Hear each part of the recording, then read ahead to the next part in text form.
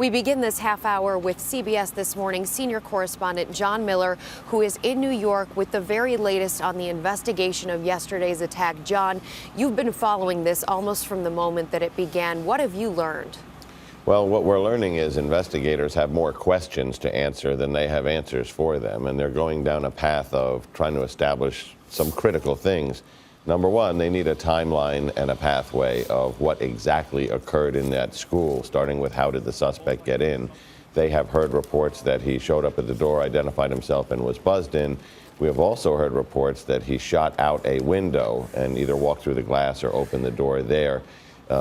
In these things, it's very confusing because the police, when they made their immediate entry, they may have taken out that glass. So they've really got to sort through the witnesses, the responders, and everything and find out what happened there. They also need to know what was the motive behind this. The answer may not resonate with us when we finally learn it, but part of the investigation is going to be to find out what drove it and how long the individual who carried this out, Adam Lanza, was involved in planning it. Did he give others warning? That is very typical in these cases where people send out warning signals that they're doing something like that, and they'll be looking for that. And then, of course, the trail of the guns. These guns were registered to his mother, but why were they purchased? Why those weapons? Why those types? How did he have or get access to them? And in fact, did he drive the purchase of those weapons by his mother? All questions they're looking to answer. This suspect, Adam Lanza, you've described him as someone who was living with his mom at home. He had left his room in immaculate condition, spotless, and he also was reportedly wearing a bulletproof vest at the scene of the crime where he was found dead. What more can you tell us about that? Well, investigators who did the search of the house yesterday, they had exigent circumstances. Number one, for public safety reasons, they had to get in there. But when they arrived, they saw that body, which turns out to be the body of Nancy Lanza, his mother. So they took a step back and said, well, we're going to do this entry very carefully. What we learned in Aurora is, in some cases, these are booby-trapped by the shooter. So working with their bomb squad from the Connecticut State Police and their SWAT team, they did a very cautious entry.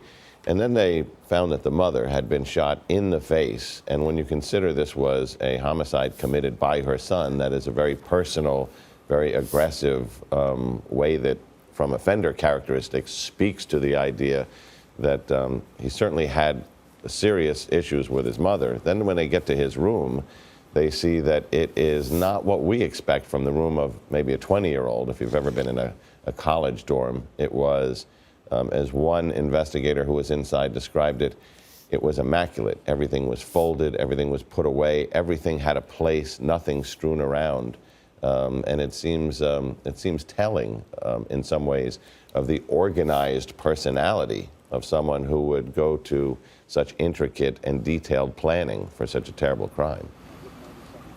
John, one thing we're hearing from school officials this morning is how do we get at the issue of mental illness in people and preventing something like this earlier than, at the front door of the school, obviously.